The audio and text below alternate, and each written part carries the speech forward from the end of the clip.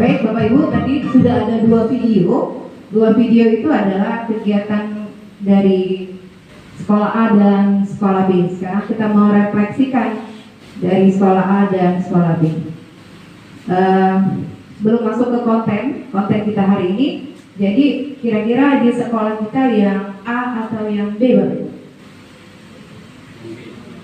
Yang B Pak Ian ya. Berarti anak menyadari sendiri bagaimana cara yang harus diubah dalam dalam budaya sekolah itu mengenai kebersihan. Anak-anak sendiri bagaimana membersihkan dan bagaimana membuat sekolah itu bersih, berarti pilihannya adalah B. Kemudian ini adalah konten yang akan saya paparkan hari ini. Yang pertama itu adalah perubahan paradigma belajar, kemudian disiplin positif dan motivasi perilaku manusia, kemudian kebutuhan dasar, kemudian keyakinan kelas, posisi kontrol restitusi, dan yang terakhir adalah segitiga restitusi. Nah, pertama adalah budaya positif. Budaya positif di sekolah yaitu nilai-nilai dan kebiasaan di sekolah yang berpihak pada peserta didik agar mereka dapat berkembang menjadi pribadi yang berkarakter, mandiri, penuh hormat dan bertanggung jawab. Jadi budaya positif inilah yang akan kita terapkan di sekolah kita. Sudah menjadi budaya, berarti sudah menjadi kebiasaan. Next. Nah, perubahan paradigma belajar. Dulu, ya Bapak Ibu, dulu paradigma belajar itu adalah berpusat pada guru. Dulu berpusat pada guru, kemudian menuntut murid untuk bisa. Kemudian murid dikontrol oleh guru. Dulu murid dikontrol oleh guru. Kemudian menyamaratakan murid dengan tingkat IQ yang berbeda tapi disamaratakan. Kemudian penerapan hukuman pada pelanggaran, pembelajaran yang monoton, berfokus pada penyelesaian materi, kemudian kurang memperhatikan kebutuhan murid. Ini paradigma guru yang dulu. Nah, untuk paradigma guru yang sekarang, kita harapkan guru-guru yang sekarang itu seperti ini Bapak Ibu ya. Berpusat kepada murid. Jadi pembelajaran tidak lagi berpusat pada guru. Pelajaran berpusat kepada murid. Menuntun murid untuk mencapai tujuan belajarnya. Jadi kita sebagai guru itu menuntun murid untuk mencapai tujuan belajarnya. Mengontrol dirinya, murid mengontrol dirinya sendiri. Berarti murid yang mengontrol dirinya sendiri. Bukan paradigma yang lama, itu guru yang mengontrol murid. Selanjutnya, paradigma baru yang sekarang itu menyadari setiap murid itu unik. Jadi anak itu punya bakat tersendiri masing-masing. Sudah bawaan alamnya, mempunyai kodrat alam masing-masing. Jadi bawaan bawaan dari lahir itu tidak bisa disamakan dengan murid-murid yang lain. Setiap murid itu berbeda. Kemudian penerapan posisi kontrol dan restitusi. Pembelajaran beragam yang menyenangkan, buatlah suasana kelas bagaimana agar anak itu bisa merasa nyaman dan menyenangkan belajar dengan kita. Kemudian berfokus pada makna belajar dan berpihak kepada murid. Ini paradigma yang sekarang, dan kita sebagai guru harus meninggalkan paradigma yang lama, yang dulu. Yang dulu berpusat kepada guru, kita sebagai pusat pembelajaran sekarang harus berpusat kepada murid. Next. Nah, saya akan mengajak Bapak Ibu semua untuk membaca ini. Nanti kita akan mengepalkan tangan kita sekuat-kuat mungkin ya Bapak Ibu ya. Anda dan teman Anda akan melakukan kegiatan. Cobalah buka. Anda adalah A. Anda adalah A. Tugas Anda adalah mengepalkan salah satu tangan Anda. Salah satunya aja dikepalkan dulu. Salah satunya. Coba Anda bayangkan bahwa Anda menyimpan sesuatu yang sangat berharga di dalam tangan. Jadi Anda bayangkan kepalang itu menyimpan sesuatu yang menurut Anda itu sangat berharga. Kemudian Anda perlu menjaga benda tersebut sekuat tenaga Anda karena begitu pentingnya dalam kehidupan Anda. Jadi bayangkan yang di dalam kepala itu penting sekali dalam hidup Anda. Nah, tugas B, kemudian rekan kita, tugas B, Anda mencoba dengan segala cara untuk membuka kepalang tangan Anda. Nah, ya, jadi yang B itu berusaha membuka kepalan yang sudah kalian Bapak Ibu genggam itu, yang sudah pertahankan sekuat mungkin. Nah, bagaimana caranya? Yang B itu tadi membujuk Anda, menghardik, mengintimidasi, memarahi Anda, menggoda, menggelitik, bahkan menawari Anda uang agar Anda bersedia membuka kepalan tangan tersebut. Nah, bahkan kemudian coba lakukan kegiatan di atas dengan B secara bergantian. Nah, kita bayangkan saja Bu ya, kegiatan ini misalnya Anda memegang sesuatu yang sangat berharga. Misalnya apa? Pak Mirza, emas, duit ya. Nah, yang B tadi berusaha membukanya dengan cara yang apapun mereka carakan untuk membuka, tetapi kita tetap berpegang kuat dengan kepala tangan kita. Sekarang bila mana perbedaan kira ini mengapa? Nah, kira-kira yang satu apa yang dua dari pertanyaan itu Bapak Ibu? Yang pertama, apakah Anda atau B membuka kepala tangan Anda? Mengapa? Apa alasan Anda atau B membuka kepala tangan? Kira-kira menurut Bapak Ibu, Anda sendiri membukanya atau B yang berusaha untuk membukanya? Pegang jawabannya B. Yang lain A. Apakah Anda atau B menutup kepala tangan Anda? Mengapa? Apa alasan Anda atau B tetap menutup kepala tangan Anda? Ya. Jawaban ada yang A, ada yang B. Next. Kalau di sebelah sini adalah tabel hukuman, ini adalah konsekuensinya. Sesuatu yang menyakitkan harus terjadi. Konsekuensinya adalah sesuatu harus terjadi. Nah, sedangkan yang kedua itu membuat anak sakit, ada fisik maupun hati untuk jangka waktu lama. Nah, konsekuensinya adalah membuat anak merasa tidak nyaman dalam jangka waktu pendek. Jadi apabila anak merasa sakit hati, konsekuensinya adalah membuat rasa tidak nyaman dalam jangka waktu yang pendek, bukan dalam jangka waktu yang lama. Kemudian hukuman yang selanjutnya, anak membenci kedisiplinan. Konsekuensinya anak menghargai disiplin. Nah, kemudian hukuman yang selanjutnya adalah paksaan. Nah, konsekuensinya adalah stimulus tanggapan. Hukuman yang selanjutnya mendorong anak menyakiti diri sendiri. Konsekuensinya adalah mendorong anak agar mudah menyesuaikan diri. Hukuman yang selanjutnya, konsep diri yang buruk, itu hukuman. Sedangkan konsekuensinya adalah konsep diri yang baik. Selanjutnya, anak belajar untuk menyembunyikan kesalahan. Konsekuensinya adalah anak belajar untuk mematuhi peraturan. Hukuman selanjutnya, marah, rasa bersalah, dipermalukan, merasa tidak dihargai. Nah, konsekuensinya adalah kehilangan hak, dibuat tidak nyaman, diasingkan untuk sementara atau time out. Jadi selanjutnya, jadi apa itu restitusi? Apa itu restitusi? Restitusi itu adalah, ya Bapak Ibu ya, proses menciptakan kondisi bagi murid untuk memperbaiki kesalahan mereka, sehingga mereka bisa kembali pada kelompok mereka dengan karakter yang lebih kuat. Jadi restitusi juga merupakan proses kolaborasi yang mengajarkan murid untuk mencari solusi untuk masalah mereka dan membantu murid berpikir tentang orang seperti apa yang mereka ingin menjadi atau tujuan mulia mereka, dan bagaimana mereka harus memperlakukan orang lain. Itu adalah menurut Gasons 2004. Jadi restitusi itu adalah proses di mana menciptakan kondisi bagi murid untuk memperbaiki kesalahan dia sendiri ya. Bagaimana mereka memperbaiki kesalahan dari diri mereka sendiri, itu adalah namanya restitusi. Ya, next. Ya. Jadi di tabel berikut ini identitas gagal ya, hukuman.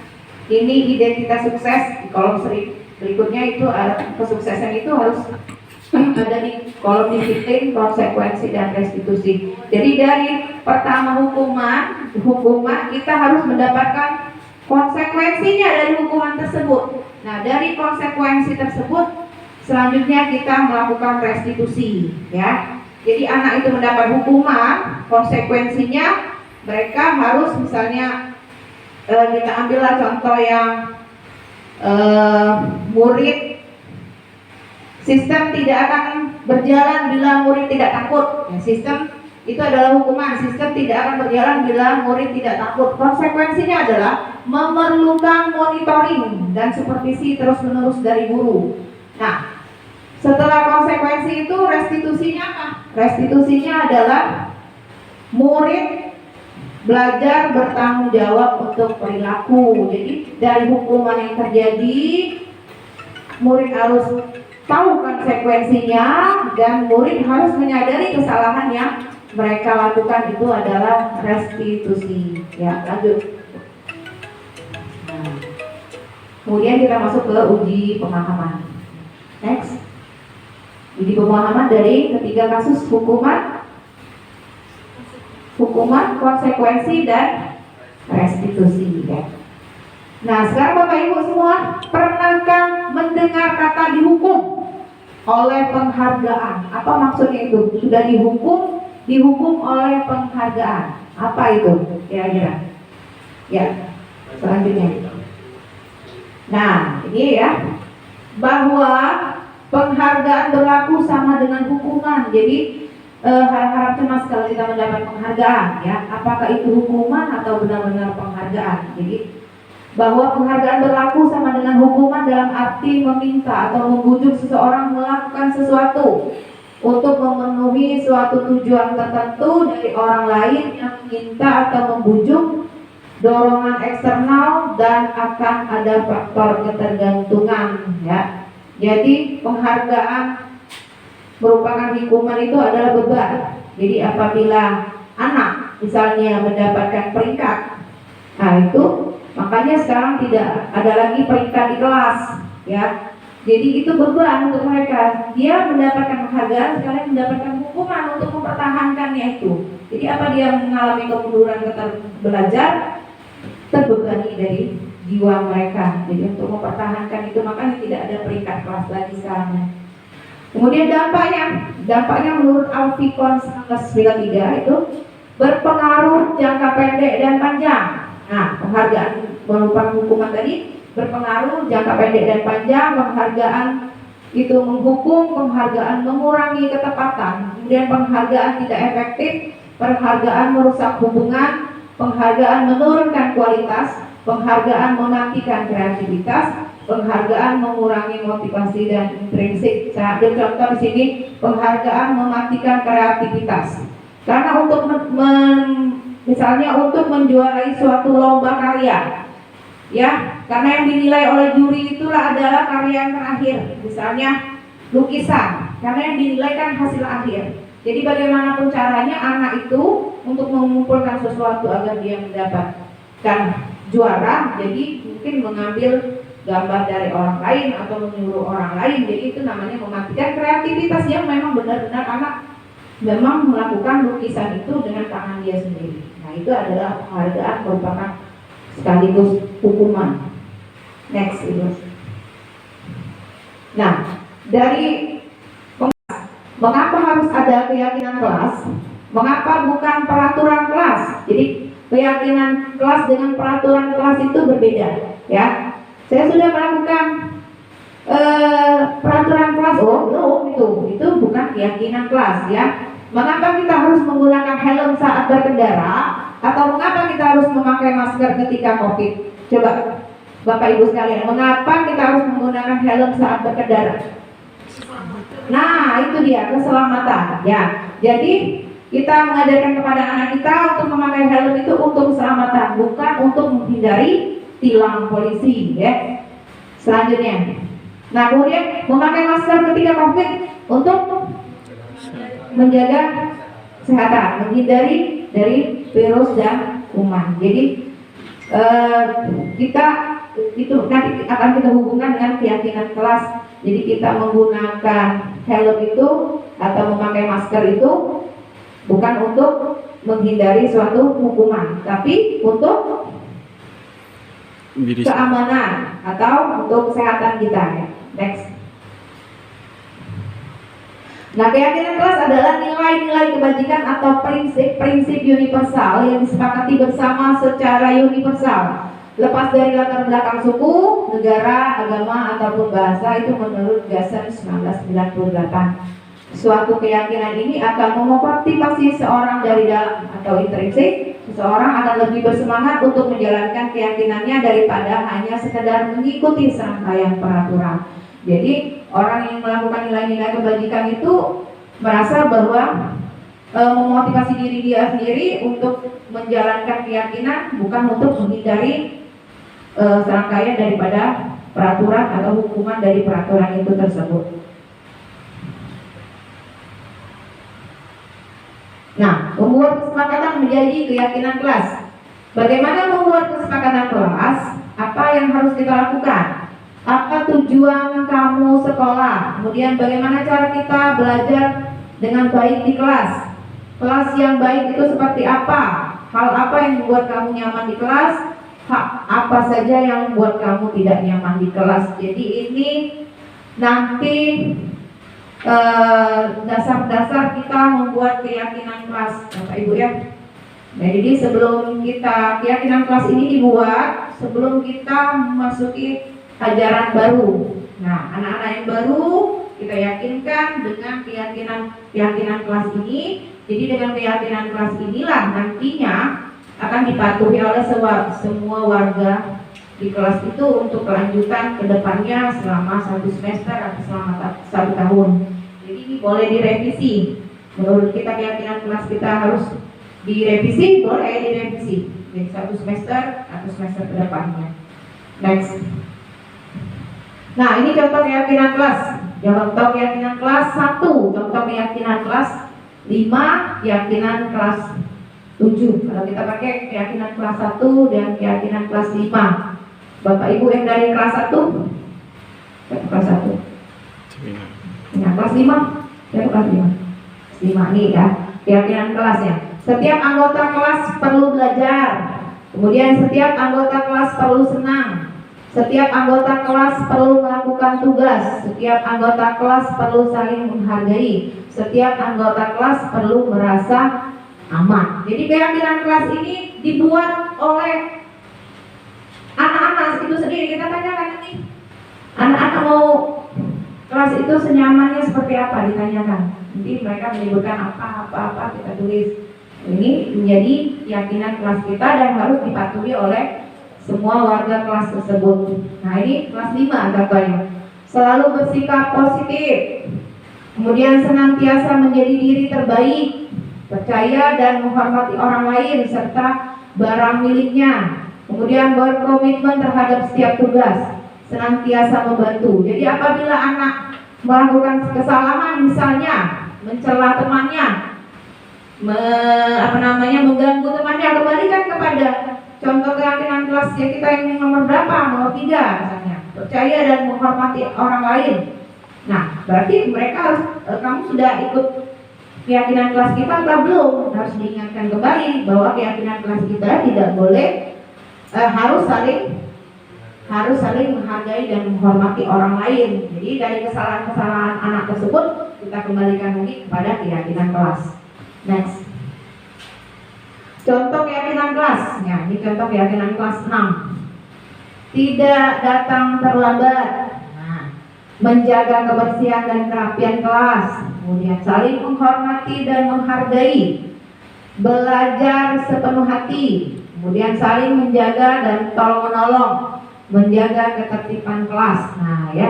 Jadi untuk Bapak Ibu yang baru nanti ya, semoga kelas yang baru nanti dibuat keyakinan kelasnya. Nah, anak itu dibuat anggapannya tidak, misalnya dibuat tidak datang terlambat, berarti tepat waktu. Kalau dia datang terlambat, diingatkan kembali, keyakinan kelas kita apa, nomor berapa. Nah, berarti dia tidak mematuhi keyakinan kelas. Kemudian yang menjaga kebersihan, diingatkan kembali keyakinan kelas kita apa. Nah, menghormati dan menghargai, belajar dengan sepenuh hati, semuanya ini adalah keyakinan kelas yang sudah disepakati oleh semua warga kelas, termasuk kita juga guru, untuk menyepakati. Next. Kemudian metode pendalaman keyakinan melalui tampak seperti dan tidak tampak seperti. Nah, ini hormat, bekerja, rasa diterima dan memiliki. Nah, datang tepat waktu berarti sering hadir terlambat. Itu bukan tidak tampak seperti, metode pendalaman tidak tampak seperti. Datang tepat waktu, sering hadir terlambat, berarti tidak tampak seperti. 5 adegan interaksi guru dan murid. Silakan menonton dan merefleksikannya.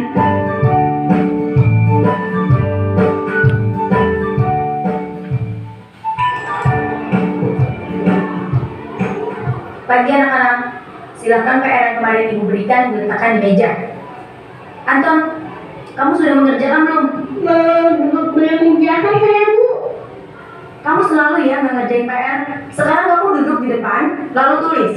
Saya berjanji tidak akan mengulangi lagi. Saya berjanji akan berusaha menjadi murid yang rajin belajar sampai pelajaran saya selesai.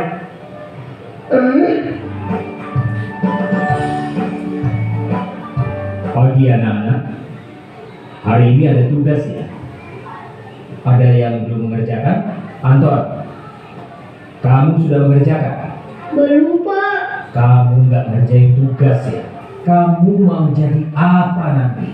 Kamu lihat sekolah Anda sih?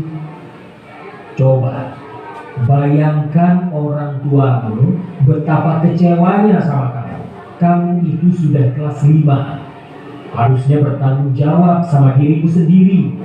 Ini guru sebagai pembuat rasa bersalah. Maaf, Bu, saya terlambat. Ya udah, nanti jangan diulangi lagi ya. Kalau kamu rajin, ibu senang lihatnya. Sebagai apa? Ya, Sebagai teman. lain kali tepat waktu ya masuknya. Tos dulu dong. Kita kan teman. Wah, jadi kalau aku terlambat lagi, apa ya?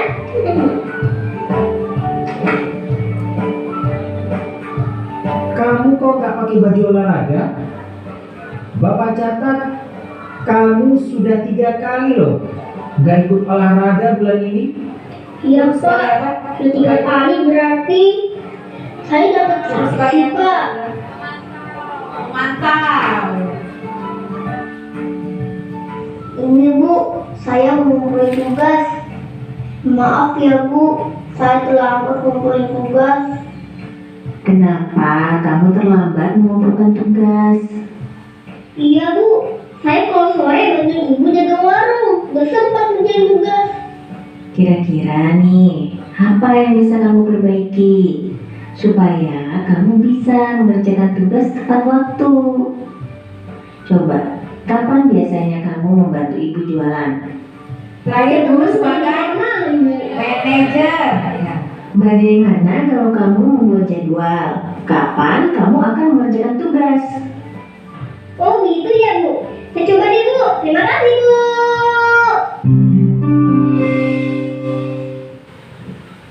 Ya, jadi video tadi adalah contoh 5 posisi kontrol guru. Ya, ini kemudian adalah segitiga restitusi. Segitiga restitusi adalah suatu proses dialog yang dijalankan guru atau orang tua agar dapat menghasilkan murid yang mandiri dan bertanggung jawab. Jadi ini tujuan dari segitiga restitusi. Apa itu segitiga restitusi? Nah, ini segitiga restitusi. Ya. Dari yang pertama, segini segitiga sama kaki. Jadi bawah, posisi bawah itu menstabilkan identitas. Kemudian posisi yang kedua, validasi tindakan yang salah, dan terakhir adalah menanyakan keyakinan. Jadi itu kegiatan segitiga restitusi. Nah, jadi yang menstabilkan identitas itu setiap orang pasti pernah melakukan kesalahan. Jadi kita menanyakan pada murid, setiap murid itu pernah melakukan kesalahan.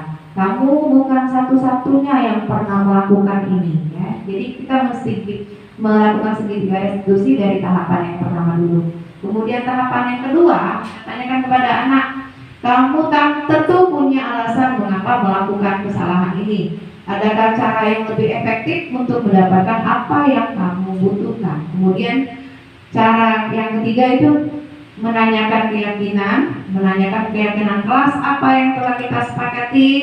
Kamu ingin menjadi orang yang seperti apa? Jadi apabila anak melakukan kesalahan, kita panggil, kita melakukan segitiga retribusi, menanyakan apa yang dilakukannya, ya. Setiap kita memotivasi anak, memang setiap orang pernah melakukan kesalahan.